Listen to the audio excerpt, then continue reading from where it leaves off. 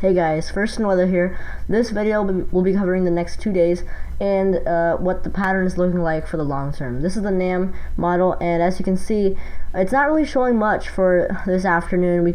I think we could see a few storms pop up, but right now on the radar, the storms aren't really looking too impressive. In fact, if we switch the a rapid update model, you can see that the majority of the storms now are looking to be focused over southeastern Virginia this evening. And while we may see a few storms come up later today, late this evening, I feel like those storms will weaken before they get here, or not really have any lightning, or huge amounts of lightning or thunder associated with them. So for this evening, I don't think you should be interrupted by any rain or thunderstorms.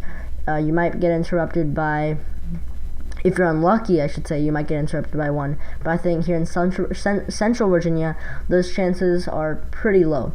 If we switch back to the NAM model and we go ahead in time, we can see that on Saturday we could see a few storms come out, and I think we could see actually some very heavy rainfall with these storms. If we go to the PWatt values, if you give me 1 second, if we're pulling up the sounding, you can see that PWatt values are very high again, 2.05 inches, excuse me, and that's something I've been noticing this summer. For some reason, PWatt values this year have been very high every time we have the opportunity for storms.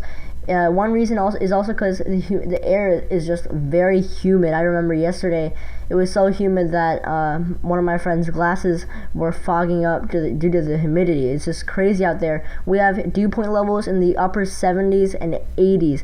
Those are tropical level dew points. So I feel like on Saturday, if a storm does hit you, you could see some very heavy rainfall with those storms, and right now the storms do not look like they will have any severe weather, but I would not rule out a couple of strong storms in there. And if we go ahead to Sunday, and this only goes up till late Saturday, so I'll go to a longer range model. If we go to Sunday, we can see that Sunday is looking pretty dry actually.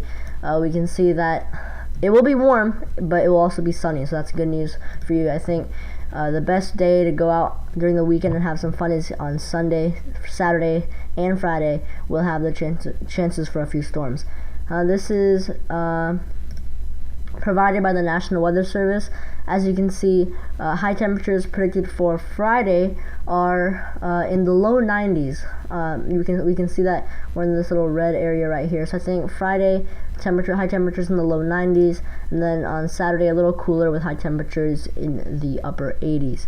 And if we go to Sunday, we can see the high temperatures should be in the mid 80s to mid 80s.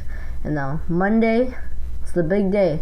These are not high temperatures for Monday, but we can see that Monday is going to be the big day. We're going to have the solar eclipse at around 18Z for our area, and specifically it's going to be more around late afternoon to around 2-3 o'clock. I can't remember the exact time, but I will be posting another YouTube video later today on the solar eclipse forecast. Right now, this is just a little sneak peek at it. I think Florida is not going to be a good area to watch the solar eclipse, and neither will Ohio, Indiana, or Illinois, because those areas will have a storm system moving across the area, and I think they will be seeing some heavy rain, some thunderstorms, and of course lots of cloud cover. So if you do want to see a solar eclipse, I think your best bet would be to be somewhere around Tennessee, eastern Kentucky.